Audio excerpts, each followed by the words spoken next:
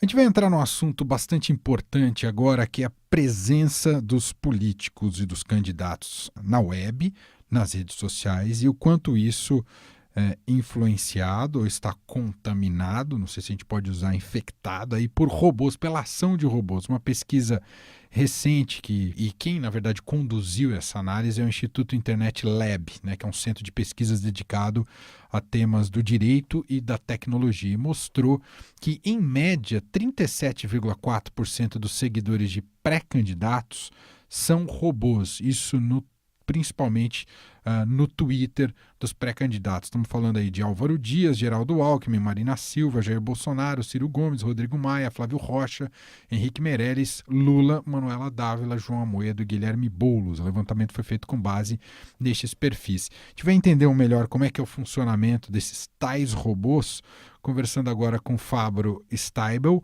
Ele é pesquisador do Instituto de Tecnologia e Sociedade do Rio, ITS do Rio. Tudo bem, Fabro? Obrigado por nos atender. Olá, tudo bom? Sempre um prazer. Bom, eu acho que a gente precisa começar do início. A gente usa esse termo robô. O que significa exatamente? Como é que agem esses robôs, Fabro? Olha, o termo bot, né, vem de robô, né, e ele é um programinha automatizado.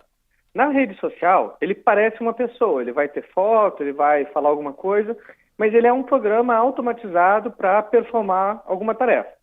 Tem robô que é super útil à democracia, o TSE, por exemplo, tem um robô que ajuda você a encontrar aonde você vota, tem robô que ajuda você a monitorar o que o Supremo está fazendo, tem ótimos usos de robôs, mas tem também esse robô da rede social que às vezes ele imita um comportamento como se fosse uma manada, um monte de gente, quando na verdade são perfis que se juntam para mobilizar de forma falsa a opinião ou daqui a pouco as emoções da rede social.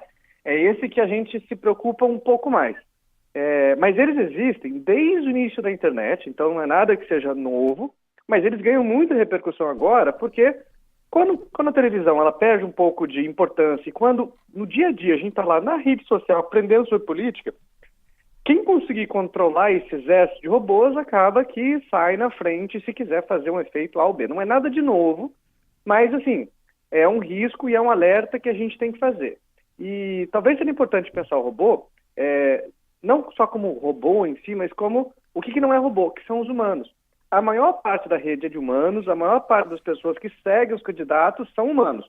Mas tem que ficar alerta, e essa pesquisa do Internet Lab é muito boa por causa disso, porque você tem que ficar alerta, sim, que uso será que os candidatos estarão fazendo de robôs na eleição? E nunca é espontâneo, Fabro, onde eu quero chegar. Por exemplo, mostra aqui que o Álvaro Dias, 64%, que é o que foi o mais alarmante, 64% dos seguidores dele são robôs. Esse número é porque o candidato, a equipe do candidato colocaram esses robôs? É possível fazer essa correlação? Olha, é impossível fazer essa correlação, porque você teria que ter uma causalidade. Daqui a pouco, de acordo com o comportamento, com que bot fala com bot, com qual conteúdo, a gente meio começa a suspeitar de que, assim, existe uma instrução.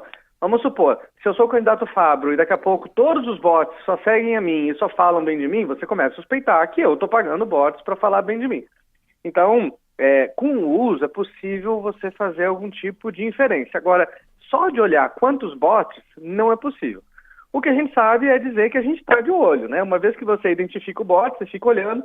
Se ele fica dormente durante 6 meses, lá na eleição ele começa a falar bem do candidato Fabro, bom, nesse caso, aí você tem uma causalidade. E o que é interessante é de que a eleição é um momento muito, muito bom de você investigar financiamento eleitoral. Porque os usos dos recursos da campanha, eles têm que ser detalhados para o Tribunal Superior Eleitoral. Então, você não pode usar o seu dinheiro de campanha em bot, mas quem por acaso utilizar, você tem todo um rastro digital aí para localizar os IPs, de que máquinas aquilo lá saiu, daqui a pouco de saber quais são as redes, os temas e, eventualmente, de saber quem é que está financiando. Lá na eleição americana, teve o uso de bots na eleição para influenciar a favor do Trump. Isso foi comprovado. Não são todos os bots a favor do Trump, tinha também bot a favor da Hillary, mas houve, e aí quando eles foram investigar, eles encontraram um endereço na Rússia que utilizou bots para falar bem do Trump.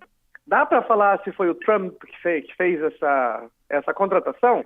Não dá, mas dá para saber que houve uma interferência internacional nas eleições através do uso de bots para influenciar o que as pessoas pensam sobre a campanha. Isso dá para inferir.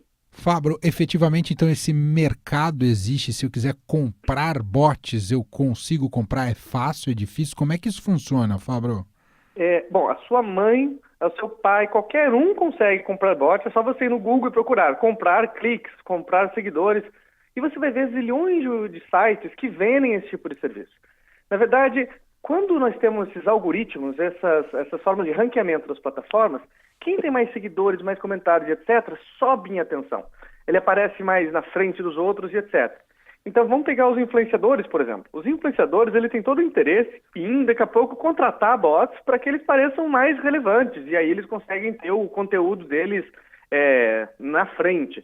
E assim, existem essas fábricas ou essas fazendas de cliques, existem aos montes. Na verdade, o que a gente vê é um modelo de negócio. Ou seja, se você tem alguém que está disposto a pagar por esses bots, alguém vai se dispor a criá-los. Além do que, você tem que lembrar que o bot, o principal, digamos assim, cliente do bot, não é eu e você, assim, os eleitores. O principal cliente é o clique. Então vamos supor, por exemplo, teve uma rede de bots muito interessante na Rússia, onde eles se dedicaram a fazer duas coisas. Primeiro, eles criaram canais de YouTube para fazer vídeos. Mas vídeos que pareciam novos. Por inteligência artificial, você fazia aquele vídeo que era igual a tudo, só que diferente. E aí você criou uma rede de bots para assistir esses vídeos. Quando você passa de 10 mil likes, você começa a receber publicidade. Então, o robô estava lá para fazer um view falso, né, para fazer uma visualização falsa, para aquele proprietário do vídeo que fazia parte do esquema, ganhar publicidade. Então, existem muitos usos e, assim, os intermediários, como Facebook e Twitter, estão na caça de bots. Quem trabalha com publicidade está na caça de bots. Quem trabalha com eleições está na caça. Os bots, a tendência deles é eles serem caçados e removidos.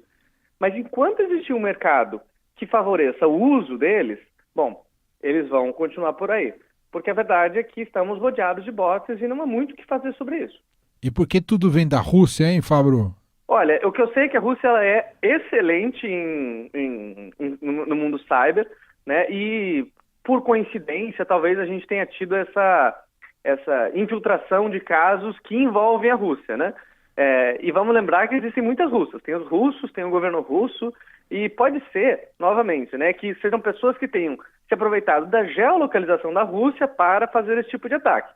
Entretanto, visto tantas vezes repetidas, dá a entender de que podem existir governos que utilizam os bots como uma ferramenta de relações internacionais. Olha aonde a gente está chegando, Uau. né?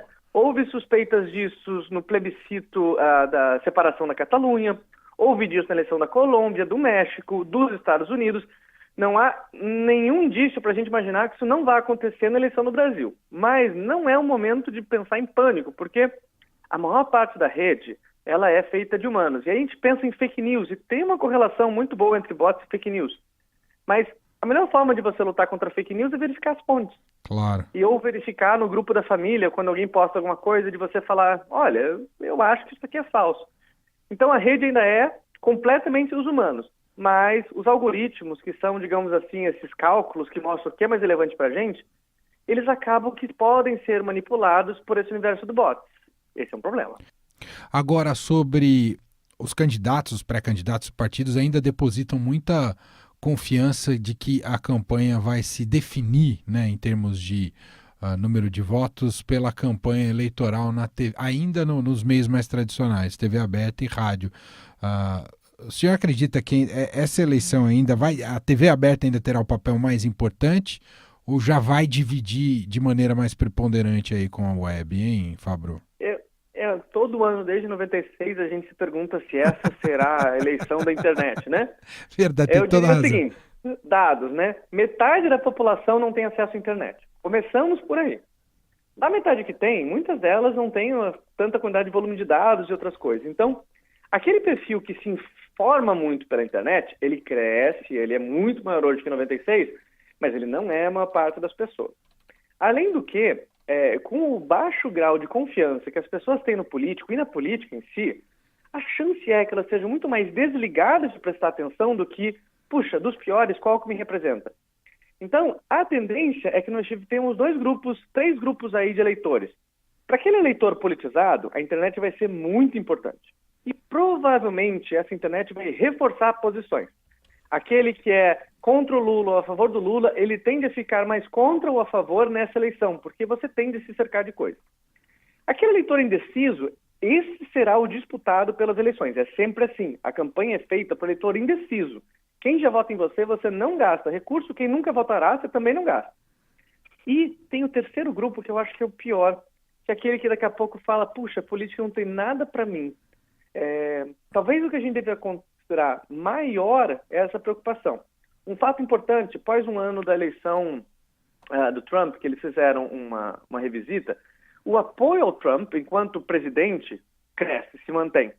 O apoio aos partidos, tanto ao partido do Trump como ao partido opositor, diminui. É como se as pessoas estivessem depositando a ficha em uma pessoa e não nas instituições que carregam essa pessoa, os partidos. E isso é muito preocupante, porque a democracia, ela não é a pessoa que está lá. A democracia são essa máquina, esse monte de pessoas que se dedicam a gerir o público. Então, talvez as eleições elas são sempre muito negativas, né? Talvez essas eleições que sejam disputadas em tão pouco tempo, com tantos candidatos e daqui a pouco com preferência tão pequena, a tendência é que a gente tenha uma campanha muito suja, em termos assim de você querer descreditar o outro candidato mais do que se construir. Isso faz parte da estratégia de marketing político, não é nada novo. Mas se todo mundo joga a torta na cara do outro, a tendência é que quem olha aquela cena fala, puxa vida, eu não quero fazer parte disso. E deveria ser o contrário, porque não tem nada mais transformador que a política. Muito legal. Ouvimos aqui o Fábio Steibel, ele é pesquisador do Instituto de Tecnologia e Sociedade do Rio, ITS Rio.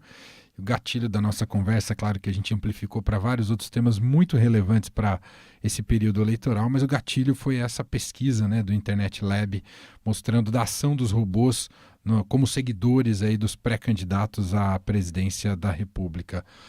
Fábio, muito legal o papo, muito obrigado, um grande abraço para você. Um grande abraço, até mais.